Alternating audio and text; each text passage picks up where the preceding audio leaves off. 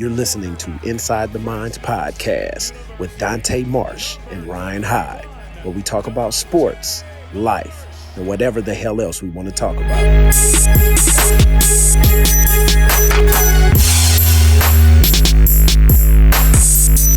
31-yard penalty to support pass interference call against the Lions this year. Curly into the hands, and there's Dante Marsh with the block. And it's going to be a pick six for the veteran. 29th career interception. Almost on cue. 80-yard return for the 10-year veteran.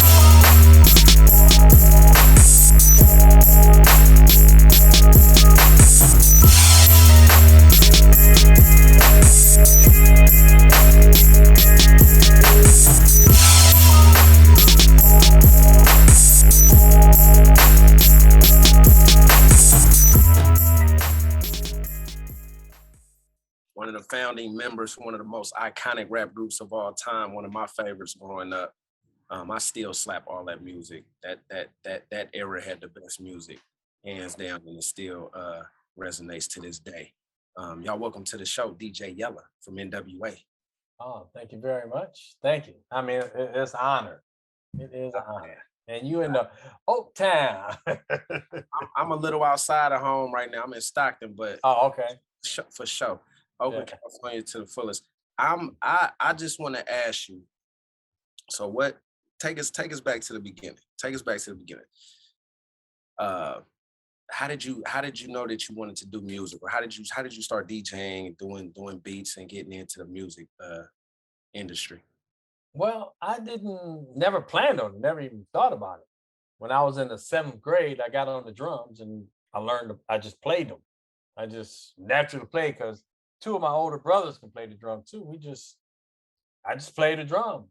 Then, once I got out of high school, DJ'd a couple of little parties, wasn't really thinking about it. And then I hooked up with this DJ crew called the Wreckin Cru.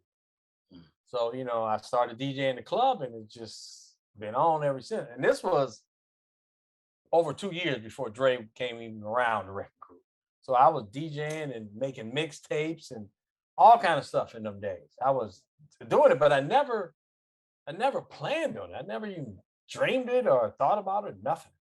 Mixtapes before mixtapes. Yeah, the real, well, actually mixes. yeah. Nice. So what year? So what year did y'all get the group going? We started the Wreckin Cru, which was probably about 83 maybe, but we were just DJing for a while before we even started doing music. So that's before you turn off the lights. Yeah, all that. Yeah, we did all that. We didn't make no money, but that's what we did because that was our passion.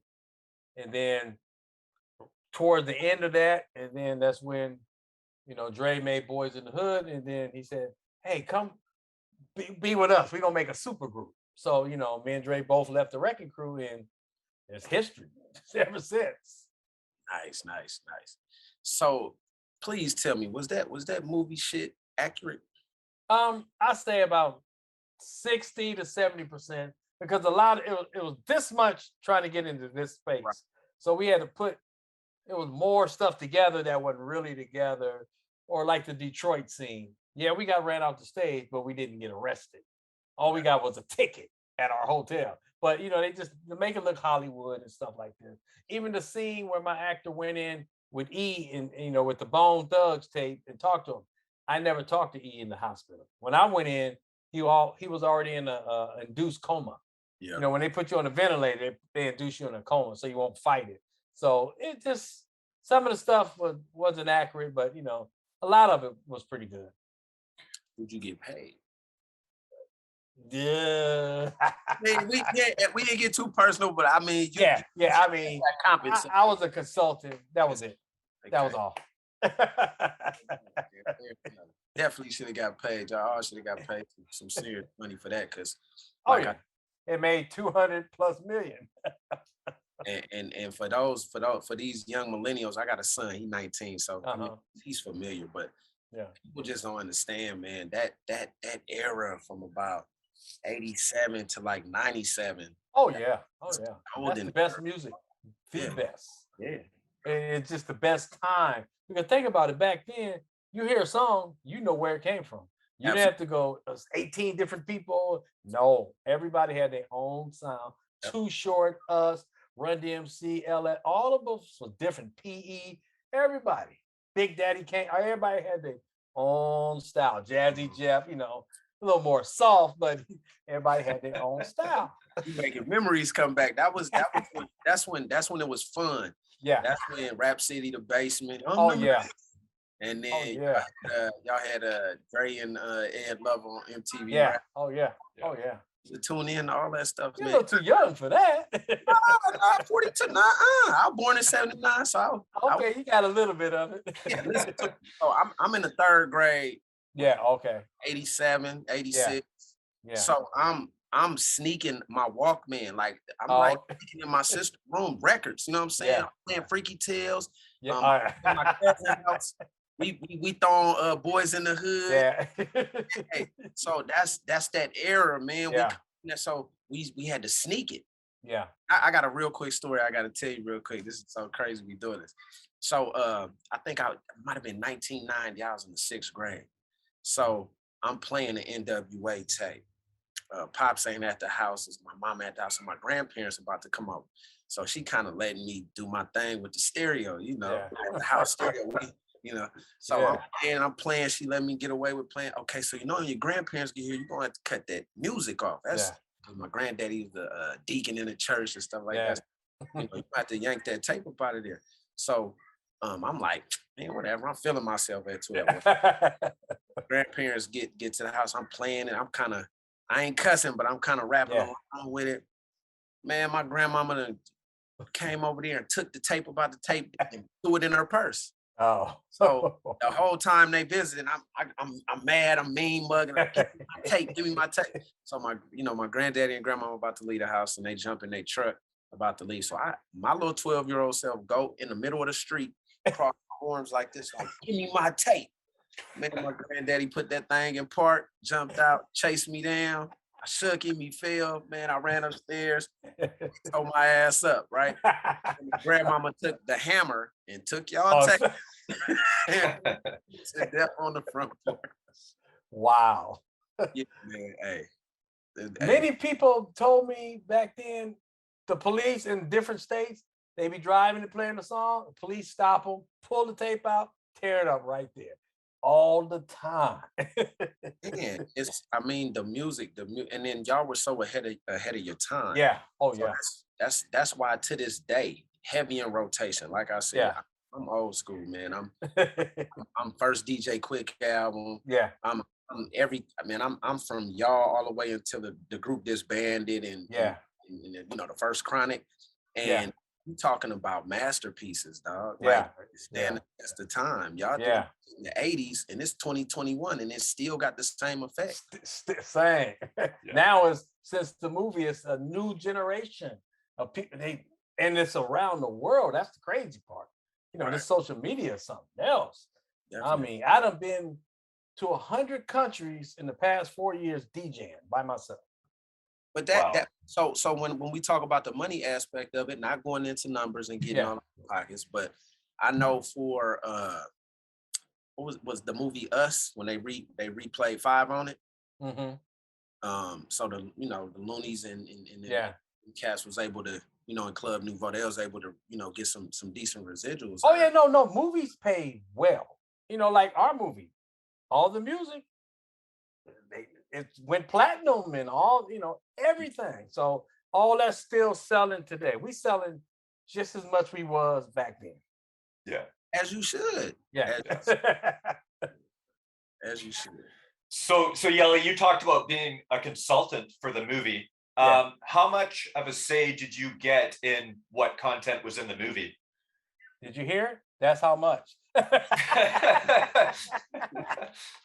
Wow. Only thing it was just a name. The only thing I did in the pre-production, I'm the one that told them what was in the studios when we recorded. all the drum machines, the keyboard. Nobody else knew that stuff, but I just happened to know it all. That's about all the consulting I did right there. Wow. I mean, hey, it look for the drama, for the sake of drama in Hollywood, it did, you know.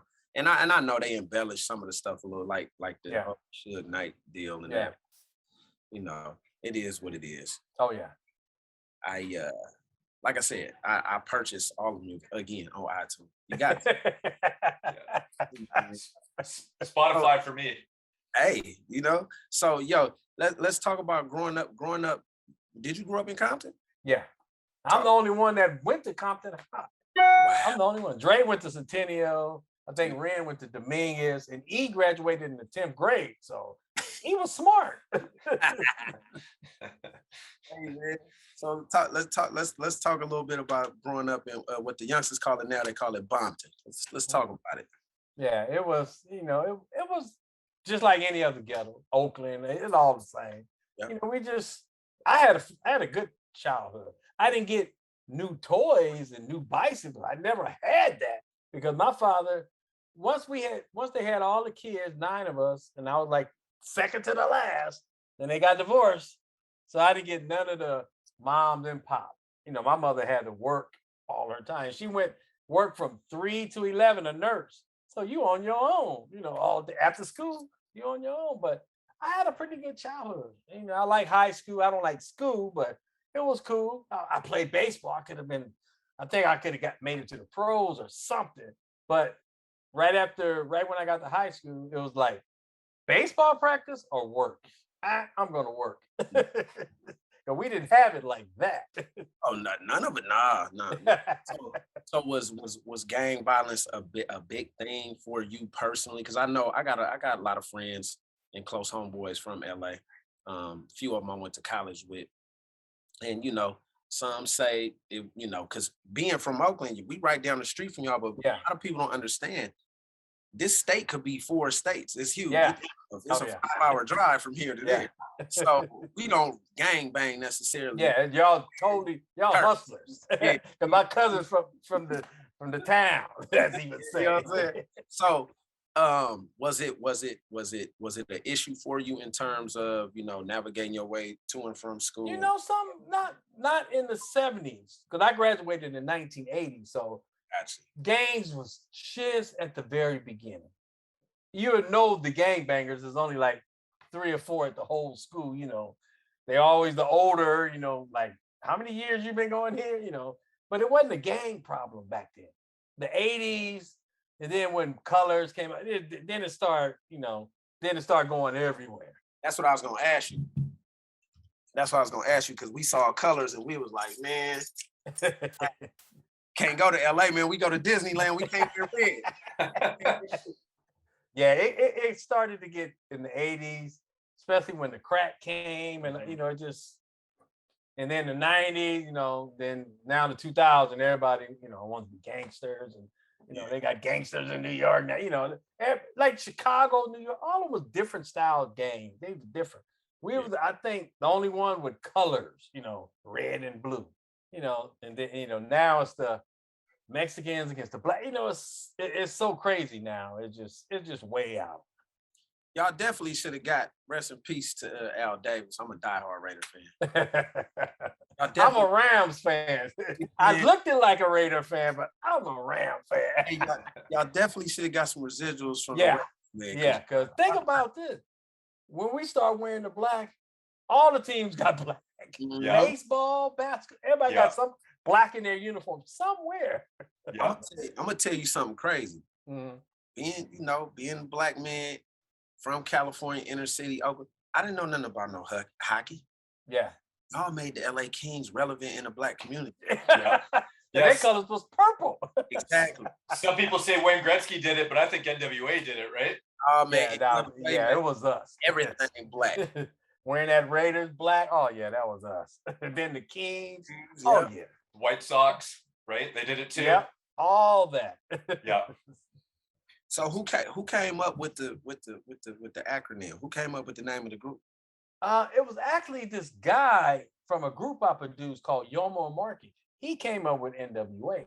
I didn't know that until me, him, and Dre was talking one time. And like, he said, "Remember when I came up with the name?" I'm like, "You came up with the name? You ain't even in the group." But yeah, it was a guy named Yomo came up with N.W.A. Wow. Big. That's big. That's super big. So what was the writing process like with N.W.A?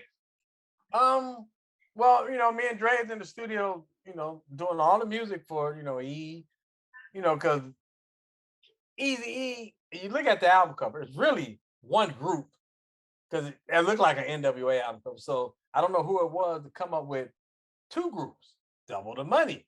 Okay, we're gonna be two groups. But the writing, when we did songs, we didn't do demos, we didn't do that stuff. We did everything in the studio at that time.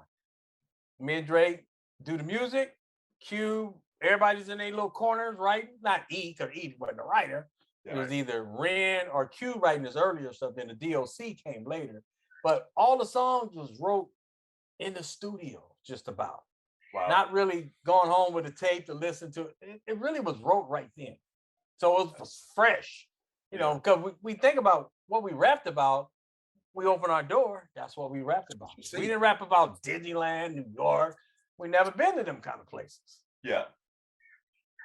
So I'm listening to N.W.A. So after watching the movie, and I'm musically inclined, in terms of my ear. So I could tell, okay, he's 16. So when he's off beat on some of that earlier shit, right? Yeah. So how difficult? Because from what I know, you know what I'm saying, he was a hustler.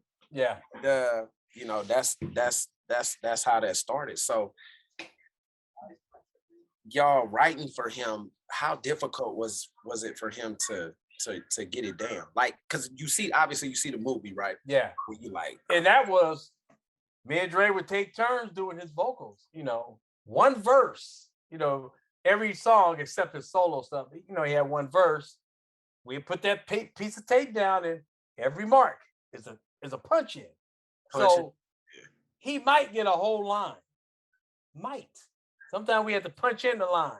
It was a process. It was just, when it's time to do his vocals, we hate it because he wasn't a natural rapper. He wasn't a rapper at all. mm-hmm. He had the look, he had the sound. Yes. And then Q, Ren wrote his lyric, but when the DOC came into, you listen like We Want Easy and other stuff, he flows more and he got more lines in. Yeah. It's just, he liked the Doc's writing because it was just a different kind of flow. It was just smooth. And so it wasn't as hard to do them vocals compared to the earlier vocals. Right. Because when you listen to the earlier stuff, you kind of like. Yeah, it was a bunch of punch. Every line is a punch. Well, I mean, he just, and like you say, he had the charisma too, man. Yeah. Like as a youngster watching y'all, Easy, he was the shit. Like, yeah, I mean, he had the lyrics. He talked about what you knew, what you heard, or what you could relate to. And the thing about it, in Oakland, Compton, they ain't the only ghettos. They ghettos everywhere. Yeah. So that's how people can relate to us. Because we was like underground reporters, just telling it like it is on our streets. Yeah. How much flack did y'all catch from some of the other artists? Because I know at that time, for me, and this is for me. So being in California, y'all and Too Short were probably the first two groups I ever, and maybe Ice-T. Yeah. First people I heard cussing on the record. Yeah. So, I mean, how much flack did y'all catch for kind of spearhead? Because correct me if I'm wrong, I love Cool G rap. I love Eric Sermon, Eric B and Rakim. Those were the pioneers. So that was like more mainstream what we heard on the radio. But when I heard y'all shit and I heard y'all shit, MC Pooh, all this underground stuff, man, and sneaking it in my Walkman. Like, how much flack did y'all catch from other artists to the point where it's like, oh man, y'all cussing out records? Like, did y'all go? You know something? I never heard anything, but I'm quite sure that we ruffled some feathers. I'm quite sure, the Run DMCs and the LL, they was cool, but we came in just hammering on them. But we just did our style. We didn't bite them. We did our style. And now think about how many people cuss. Everybody cuss on the record now. I just feel like I think we was the first. Yeah. I think California, it was the first. Because I remember our first time going to Oakland to do a show in the early days, and we see this guy rapping. He had a tape, Too Short. I'm like, who is this guy? And he just rapping. I'm like, who? And then we did a show with him. He was doing a show at a place with a heavy metal band in. It was crazy. I'm like, but Too Short, I like Too Short. That's my boy.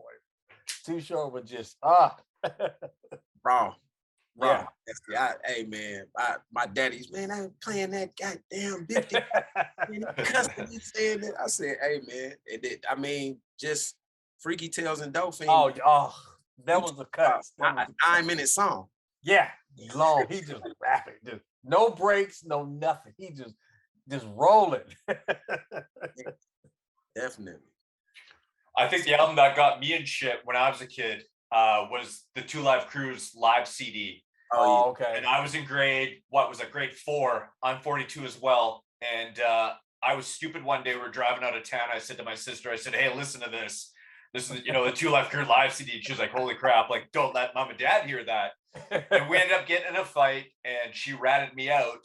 And so my parents played this tape. And of course they put it on. It was like Me So Horny. Oh, yeah. And I was like, oh, fuck, I'm fucking done for, right? And yeah, so yeah, right. Hey, y'all raised a lot of people though. So yeah, that's and I mean in terms of writing, like I think Mr. Jackson, I think Cube and Ren don't get enough credit. Yeah. Oh yeah. Yeah, because when Doc came, that was kind of unheard. But Ren wrote the Police song Straight Outta Compton. I thought Cube wrote it, but it was Ren wrote E's part. Ren wrote it. I said, what? He said, yeah, I wrote that. I said, I didn't even know. I can't, I couldn't remember. So a lot of people don't know the Doc is from Dallas. Yeah. So how did Compton and Dallas? You know what? I never knew that, Yella. Like I never knew that until I think I got grown. I was like, really? Yeah, like Spice One is he grew up in the like Hayward, Brooklyn, but he from Corsicana, Texas. I didn't know that. Really? Wow. Yeah, we was up there and we did a show, the Wreckin Cru. We was in the Wreckin Cru when we met Doc. Dre met him. I guess they hooked up, and then once we got back and just started N.W.A, Doc came in, and Doc ended up sleeping on me and Dre's couch. So we was just like, all there. He had just a toe, because he came, looking like a cornball, little jeans with feeler shoes. I'm like, he wanted to look like us so bad. God, man, I'm telling you, y'all, you guys have like in football, you got coaching trees, right? Yeah. So you talking about the DOC, and it was so unfortunate the car accident is because his star was about to. Oh, he was finna be the best solo artist out. Yeah. And then y'all had y'all got Bone Thugs later. I know Easy, and it was just rolling, man. And I don't want to get too into it because I'm gonna tell you what it was. So just like with Cube left. This is the problem. The group itself, no problems, no issues. It's outsiders, right? Looking on the inside, what they can come up off of. Yeah. Telling whoever they telling. That's how Cube left, and then that's how the group dissolved. We wasn't mad at each other. Not to this day, nobody was mad at each other. It's the outsiders coming up. That's what it is. Tell them what they wanted, they need to know, whatever it is. That's what it was. It wasn't a group. We wouldn't argue it. Nah, never. No arguments. Never. We was all like a family. But the neighbors came in. Yeah. And broke it all up. And plus, what else added to it was, because in my book, I don't say the manager's name, I call him Mr. Manager.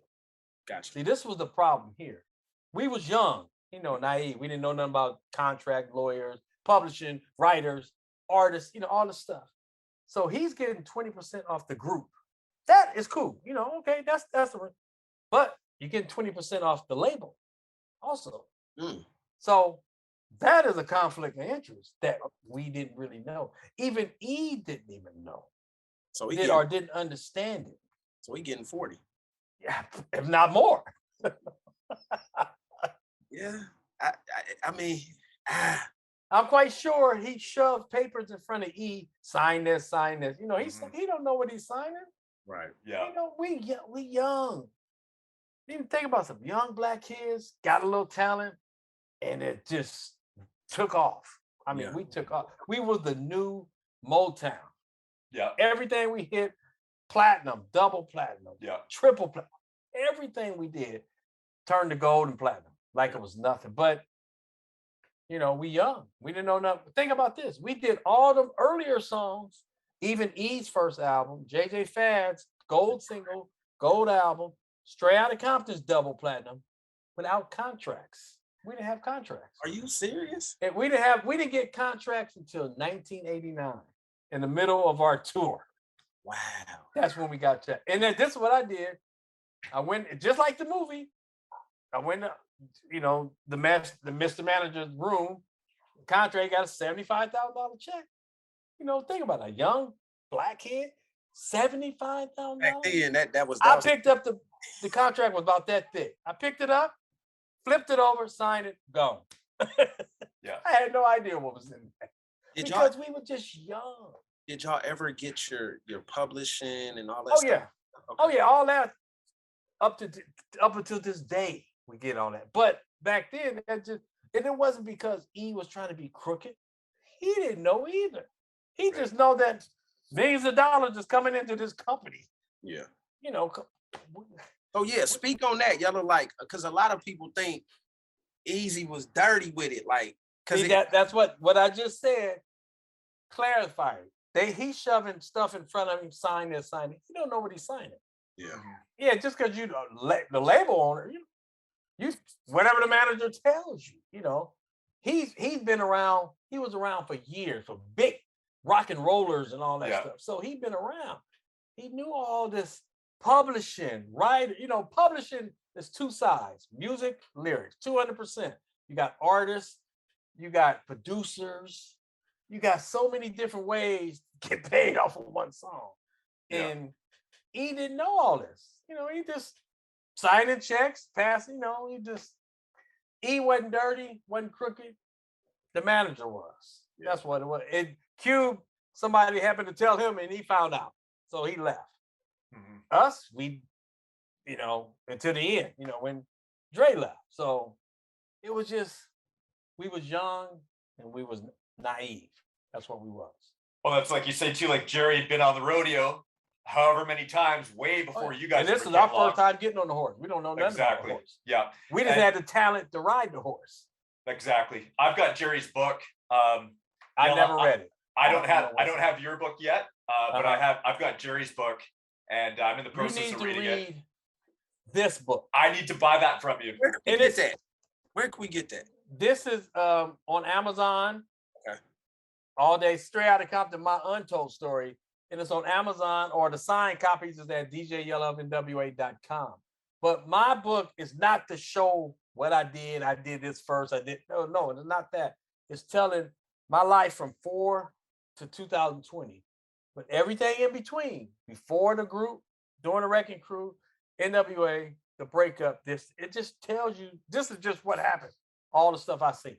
That's exactly what it is. Not throwing people under the bus. I threw myself under the bus. Yeah.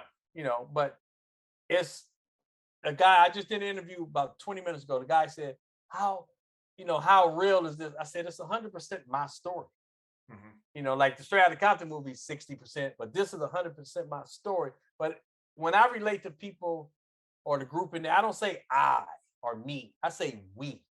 We did this. We did this. This is what happened. This is how it started. You would be amazed what's in there.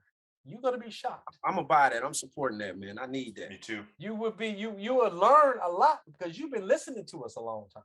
Exactly. You go, wow, really? You'll be shocked.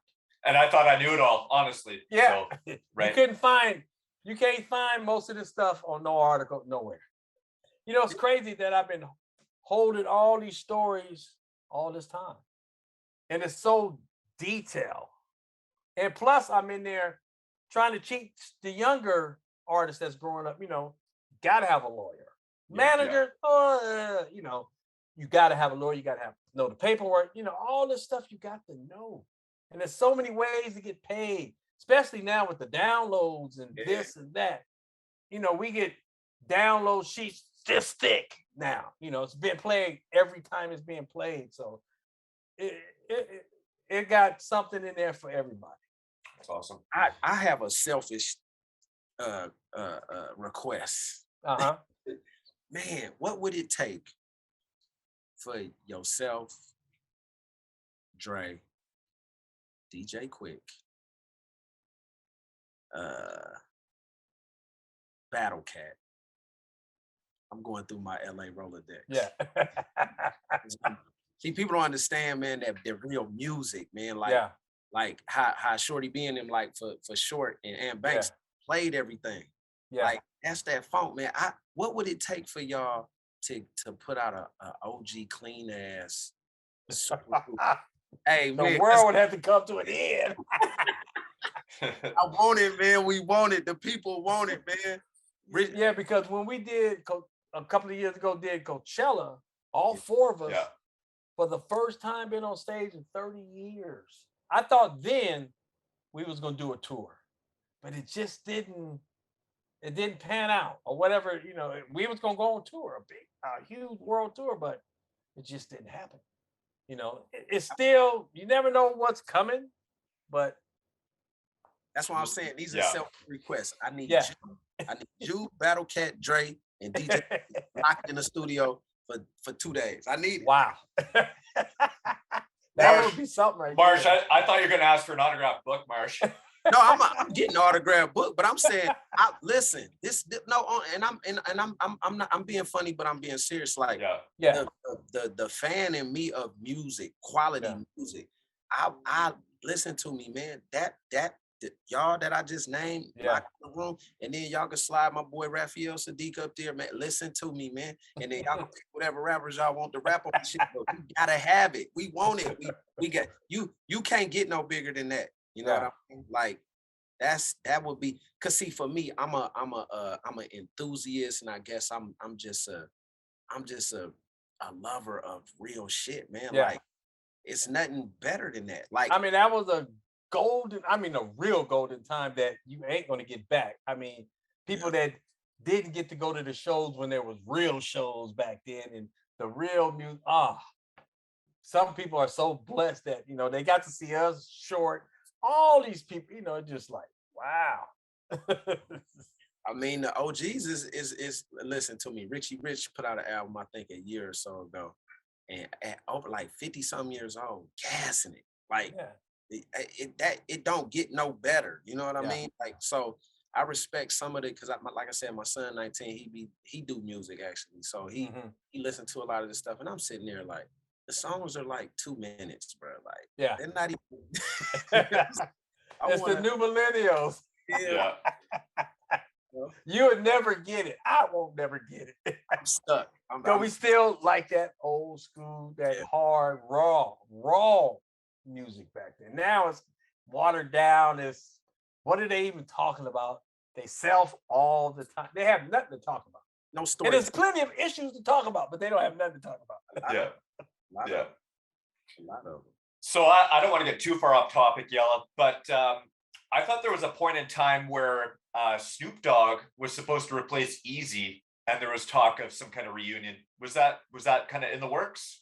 Nah, the song they did, Chin Check and Hello. Yeah. Snoop just did that. He wasn't replacing anybody. Okay. He just think about it. I wasn't even there.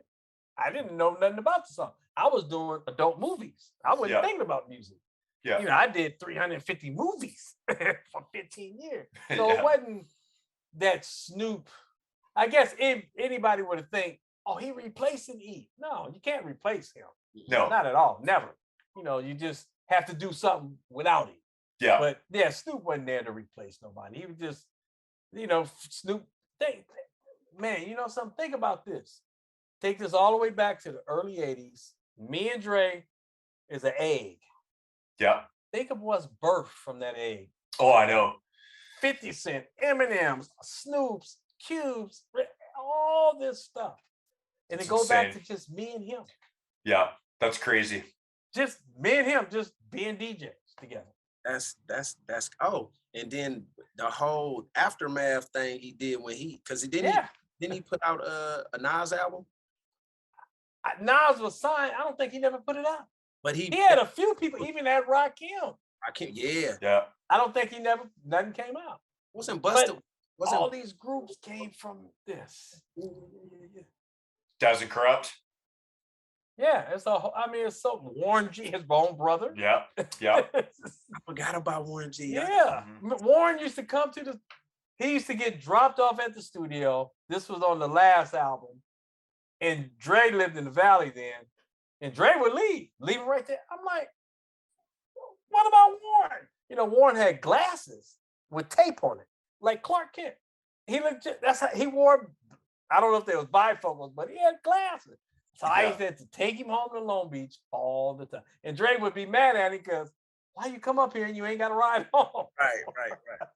We got man. Hey, y'all, that, like I was saying, making the connecting the dots like a coaching tree. Y'all look at all that. Because even Battle Cat is heavily inspired. Funk, and then y'all was the forefront of that whole West Coast sound originally. Oh yeah. So And then you know what the crazy thing is? We weren't even trying. We just did what we loved at the time, just making music, trying to make a couple of bucks. Yeah. If we would have said, oh yeah, we're gonna be in the Hall of Fame, a #1 movie, gold, triple platinum, we wouldn't be talking today at all. We just did what we wanted to do. If people like it, cool. If they don't, cool. We didn't make it. We didn't change for the radio. Nah. We didn't make radio versions. Not at all. But Priority got smart, and there was a radio version straight out of Compton album we made. It was for the Kmarts and stuff back then. Yeah, Kmart. Yep. Oh yeah. So, speaking of radio versions, were you guys not the first group or artist to have the parental discretion advisory? You guys were the first group, right? First. Yeah. It was created for us. That's awesome. Because we put the sticker on. Okay, that's cool. But then you still don't want to play us. You put the sticker on, but then you still don't want to play us. But yeah, we were the first for the label. Then we were the first ones to get sued by all the songs we sampled. Yeah. Public Enemy sampled more songs than us. But we was the poster child. That's crazy. That is crazy. That what's crazy is y'all started.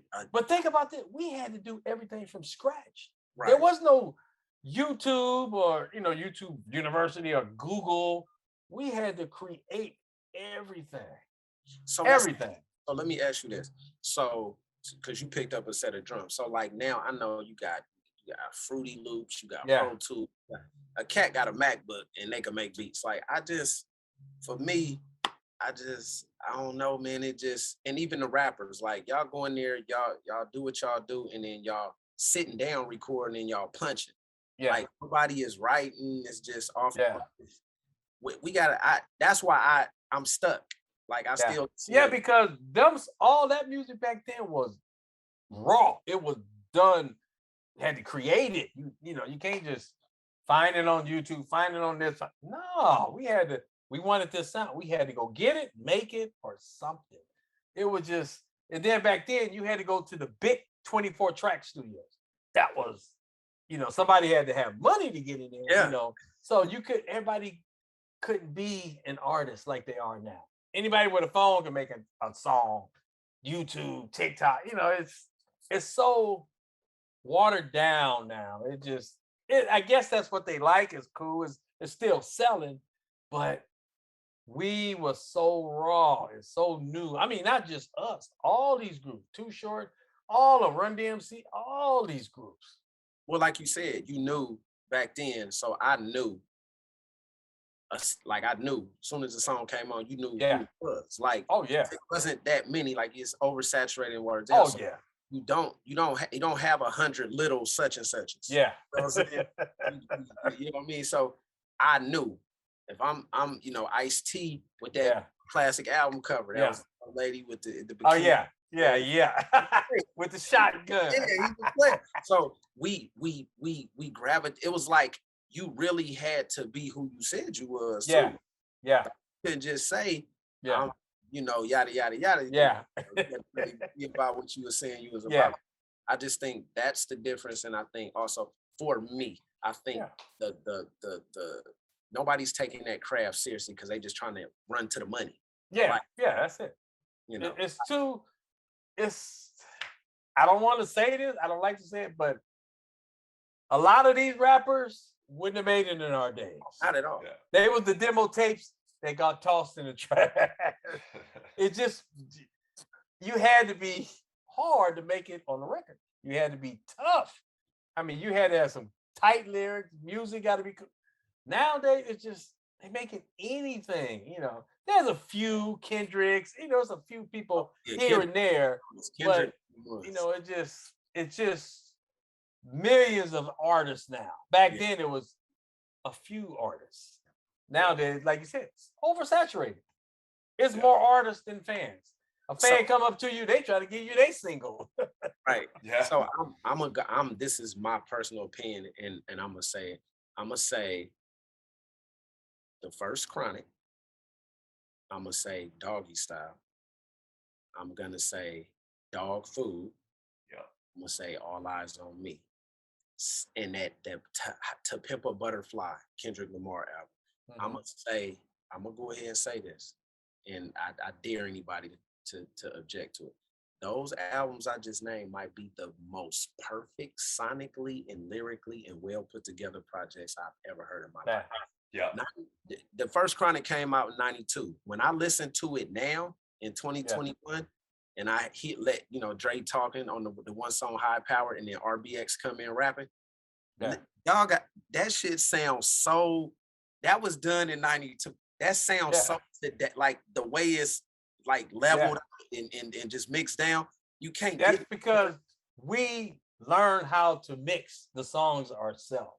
We mix the songs, then we take it and get mastered. Yeah. People don't even know what mastering is no more. No, they don't. We went to a place called Burning Grumman. That's where Michael Jackson stuff got mastered. All the big rock and rollers got there. That's where we did. It's expensive, but it adds just a little bit more sound. All they doing is EQing the highs, the mids, and the bass, but they add it to your mixed tracks.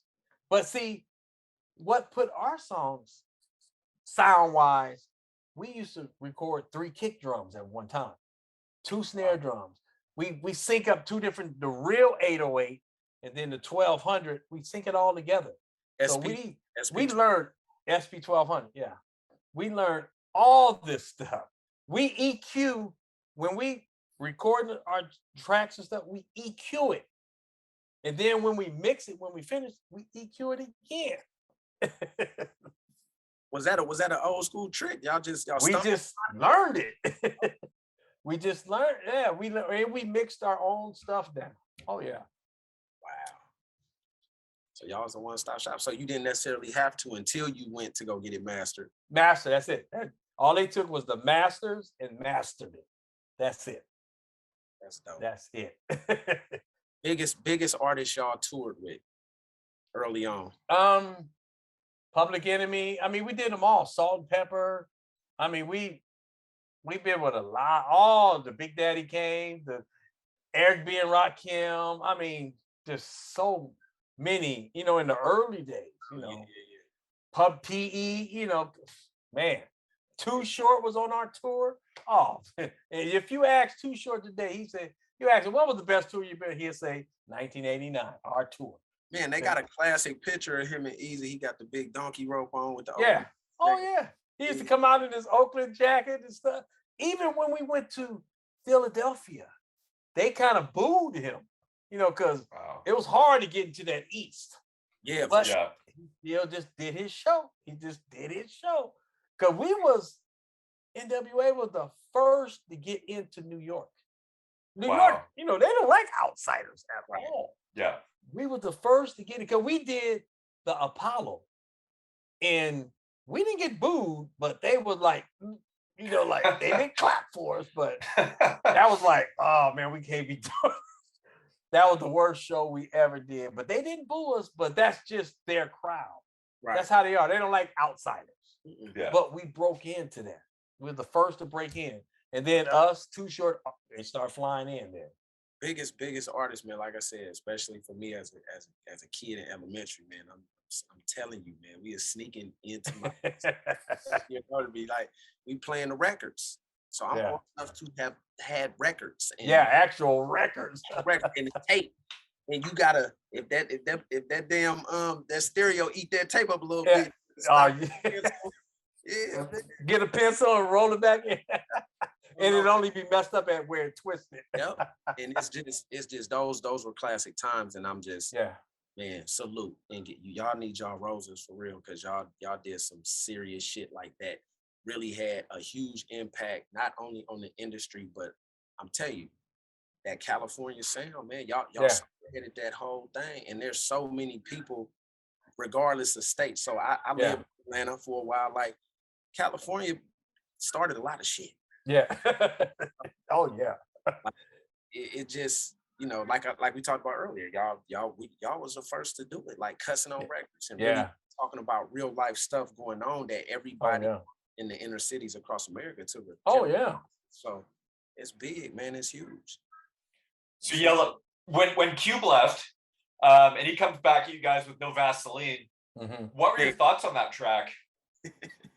Just like the movie, the scene didn't actually happen like that, but the wording, when my character said, he got us. He called me the night before that scene was shot. And he said, so what was it like when that? I said, you got us. That was all to say. It wasn't nothing else to be said.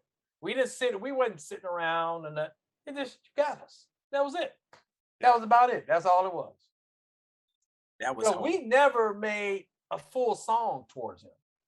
Right. We had pop shots here and there. Right. Yeah. Words or a little commercial, but we never made a full song.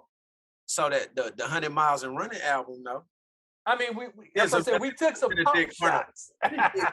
Message to Benedict Arnold. Yeah. But it wasn't a song though. It wasn't. It was slick. I think that's a respectable thing when y'all that's your real friend and circumstances that y'all couldn't control got y'all. Oh yeah. And the thing is, we weren't even mad at each other. Yeah. That's crazy because he went in on that. Yeah. He had to. He couldn't come out soft. He couldn't come out soft. And that and Hit 'Em Up might be the top 2 all time. It don't get no better than that. Well, the It's On was he came back was great. He did. He came back real gangster style. Yeah. Because he had some heavy hitters behind him. And then you see, there was no more diss songs after that. No, it wasn't. And some stuff went down. That ended. I don't care how tough the other guy was. That ended. When he seen that brown power come around, that was it. Party over. These ain't no studios. These are real mobster, Wow. So Easy was really about that life before the rapping, right? Oh yeah, he was straight off the streets. Oh yeah, for real. He wasn't no studio gangster. No. He was really from the. He wasn't a gang banger. He wasn't, selling it.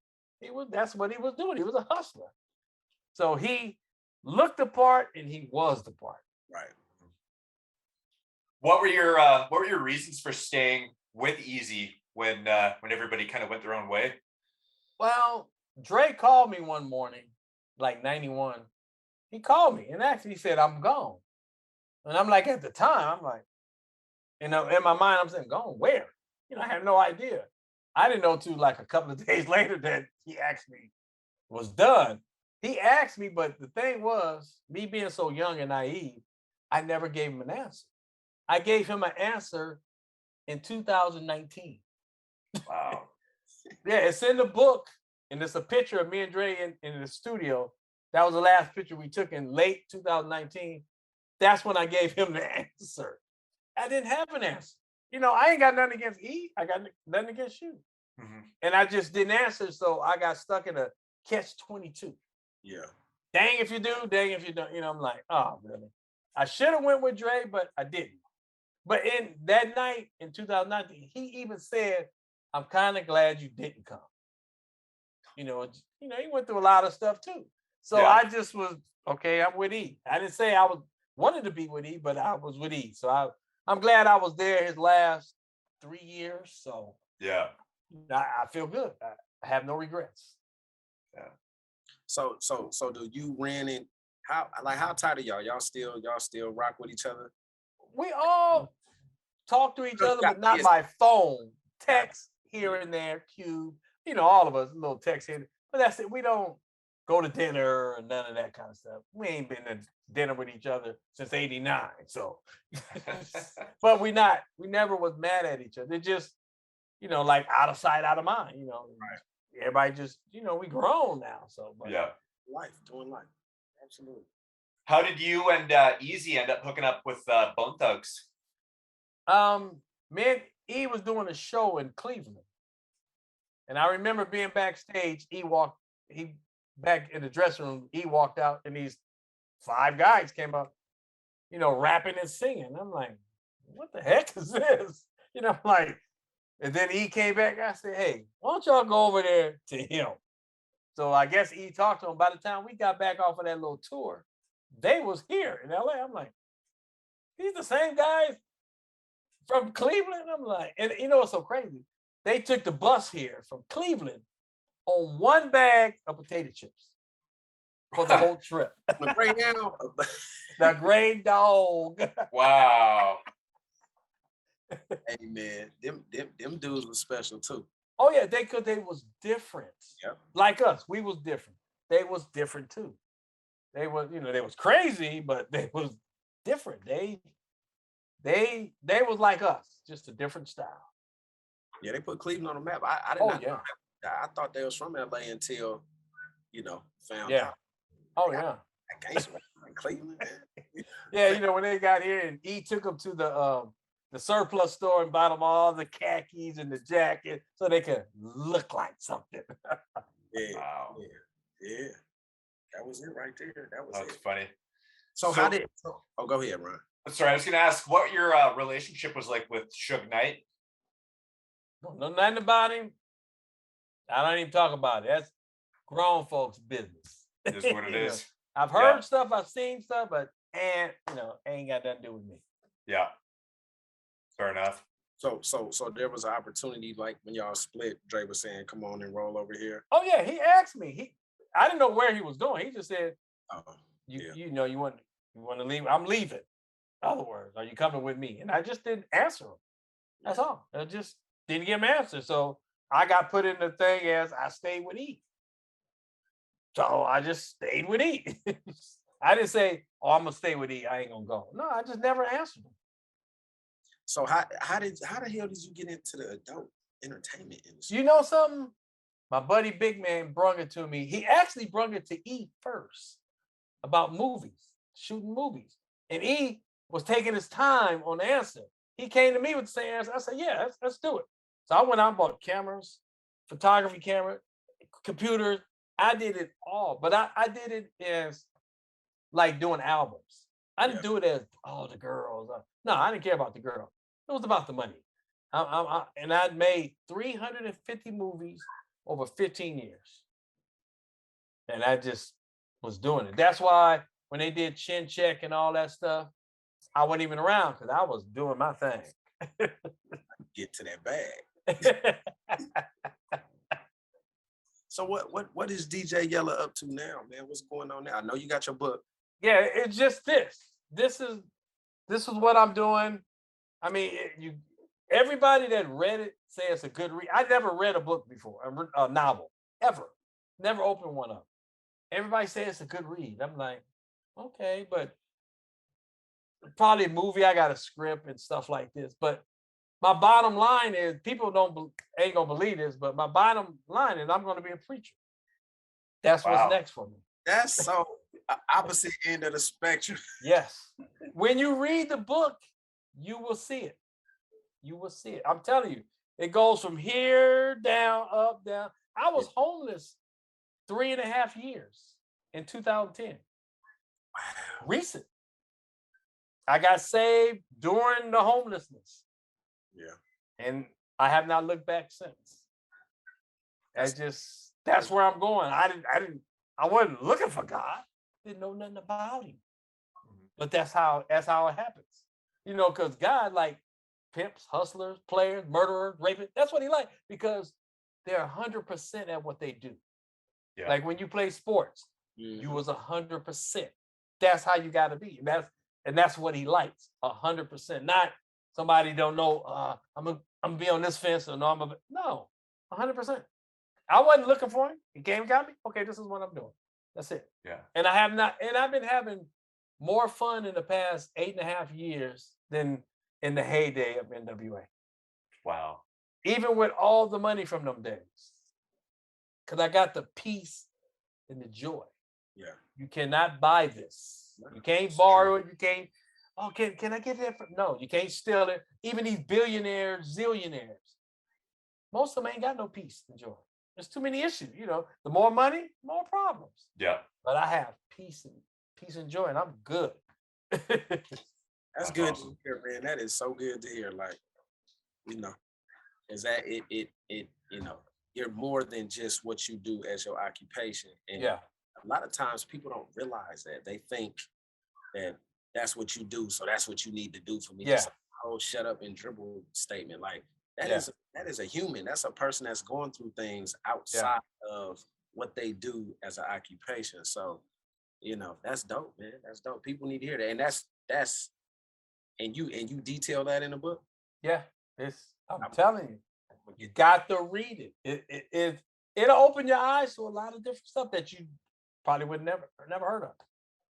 Yeah. Oh yeah. I throw myself under the bus. All the women. That was my drug. Women was my drug. That was my thing. I mean, it's all detailed. So Yella, how do you go from being in N.W.A. to doing adult films to being broke? Can you just talk about that for a little bit? It's called The Money Comes In. Mm-hmm. You walk out with $500,000 in your pocket. Which color I want? What I want to do. Yeah. That's what it's called. It's just, you know, some more come in. You know, you don't think about what might come or what ain't gonna come. You think about what's in your pocket. And I just did my thing. I didn't do it. It didn't happen overnight. It just gradually. Think about it. 350 movies. Yeah. 15 years. It just but you know something? I had to hit the bottom. Right. I had to hit the bottom. And everything, all that got out of me. All of it. And then he came and got me, and I ain't looked back. And you know what's so funny? You said about your grandfather being a deacon. I'm a deacon now in the church. From DJ Yella to deacon. It's crazy. It's amazing. Yeah, but that's the maturity, the maturation. Yeah. Man, you go because like I said, I'm 42, man. Stuff I tell people all the time. Like I coach, I mentor, I played football for a while. Like, so it's like looking at me now, Coach Marsh versus who Dante was, two different people. So it's definitely I can definitely understand where you're going with that, because you look back and be like, oh wow, I'm here now, and I was. I mean, think about how many people didn't make it today. You know, dying before they 20, dying before they 30. You know, man, it's a blessing. If you can breathe, it's a blessing. Yeah. I think about Pac, man. Like a lot of people don't understand. That man was what, 25? Yeah. Was he? Somewhere right. Yeah. E was 31, maybe. Yep. I was in 11th grade when E died. Oh, okay. And Pac was just a couple of years later, right? Yeah. Because it was my senior year in high school, and we were on a long ass bus ride to a game, and Cam Yell was like, Tupac succumbed to the gunshots. But him to be 25 and to do all that he did and then you gotta see, people don't understand. Like when I go back to when I was 25, and this is stuff that happened before he was 25. Yeah. Interviews he did, that was early 20s. the movies, all the songs, and he still put out songs, and to this day, he worked so much. Yeah. The dude was ahead of his time, man. Yeah. Very intelligent for a young dude. Like, that's you right. So like you saying, people that don't make it, to really see. Yeah, I mean, but think about this: these billionaires, these multi, all these. We all gonna have the same day. We all gonna die. Yeah. It's just a matter of how the tree falls. Yeah. Either you in sin or you're not in sin. There's no in between. None of that. We all gonna die. That's guaranteed. Me, I don't worry about dying at all. I don't never think about that. I'm looking forward. I go wherever God sends me, want me to do. That's it. Yeah. I am so relaxed and just wow. That's the way to live. Yeah. Stress free. Yeah. The hell of a life though. Yeah. Yella, we won't keep you too much longer. What is your favorite song that you produced with N.W.A? Still like, there's so many good ones. Automobile was good, but Compton in the House was my favorite. I don't know why. It's one of the older ones. It just Compton in the House. I like some of the easy stuff. It just so many songs. It's hard to pick. Y'all got so many hits. Yeah.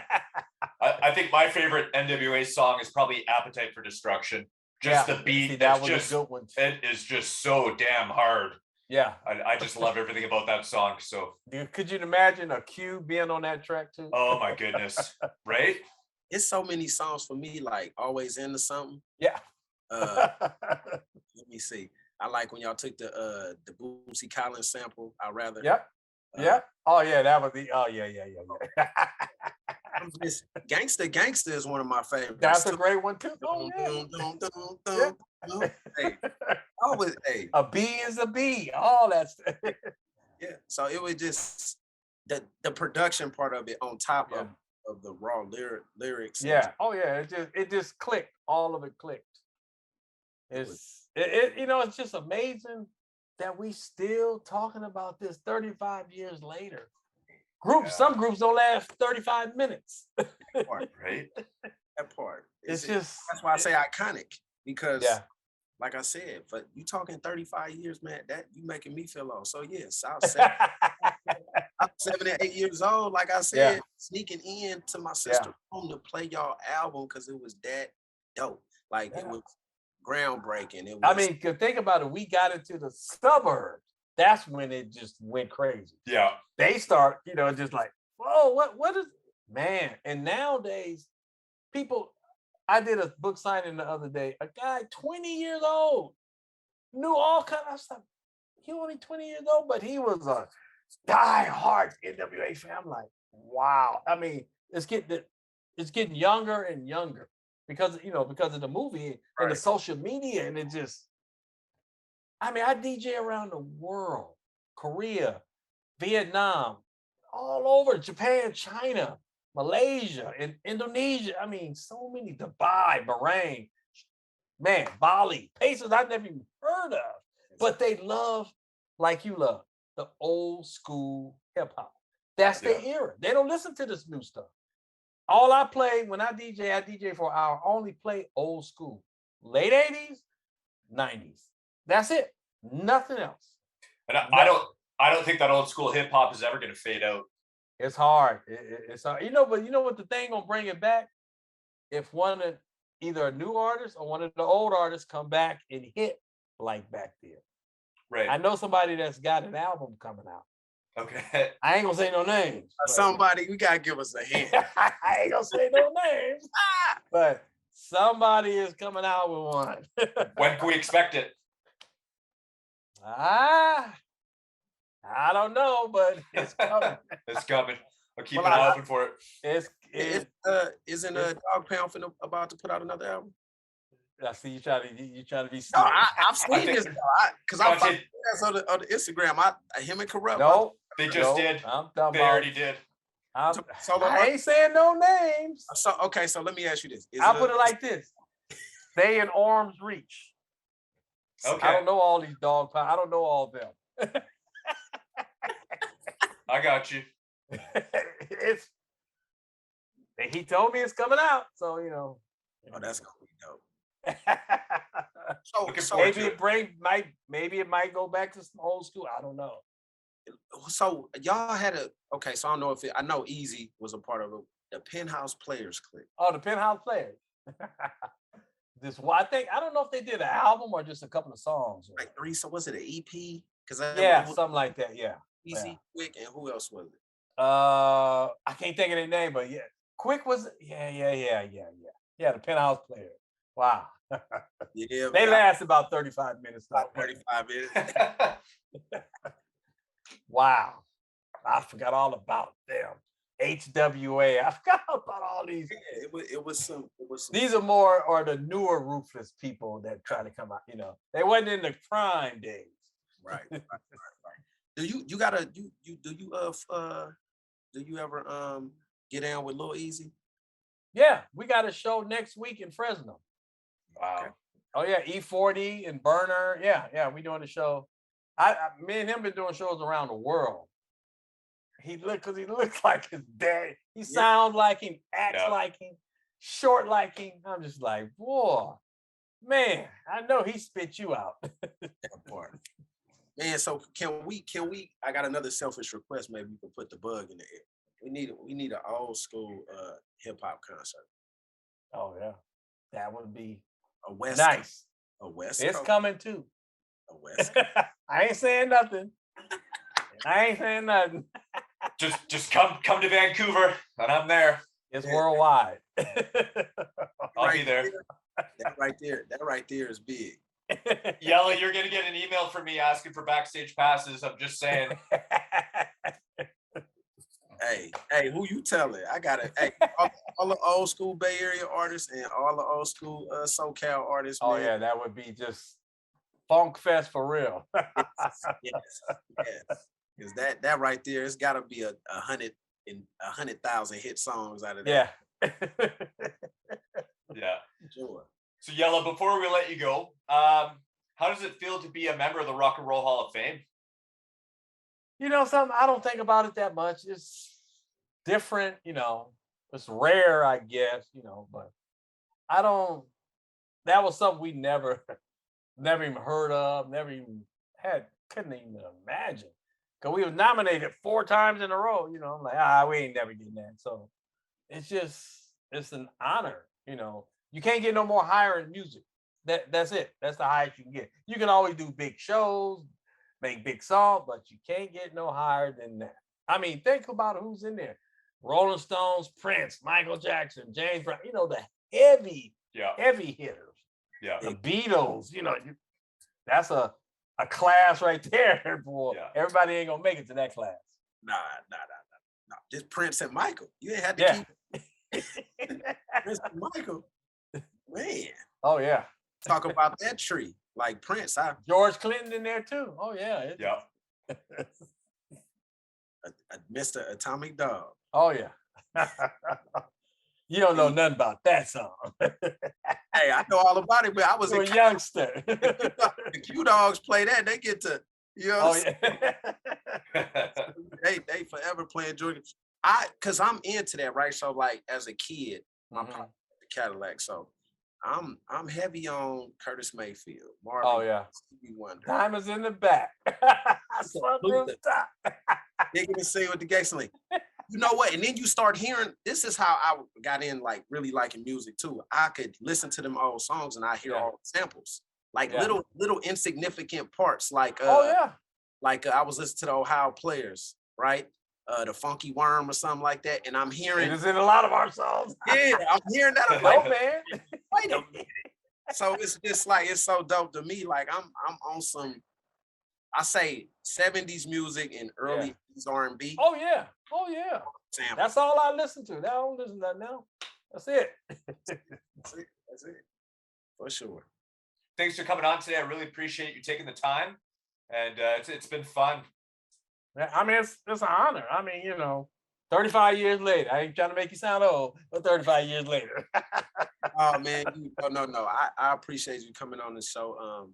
we initially put it together, and there was a lot of athletes and former athletes got to talking. It was like, man, nah, this is whatever and whoever. This is because we just want it to be organic and real. Yeah. It's a treat for me. I want to salute you because I grew up on y'all, man, and I just y'all Hope you didn't get too many beatings. I got my ass whooped a couple times listening to you, but it was worth it. It was, like I said, pioneers of it though, in multiple ways.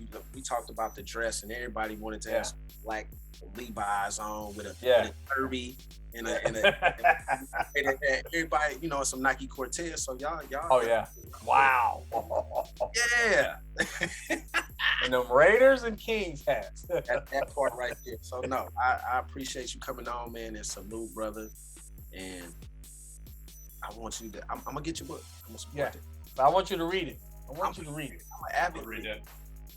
And everybody else out there too. Got to read it. I'll read it definitely. If anybody else out there too on Facebook watching this live right now, you gotta check out the book for sure.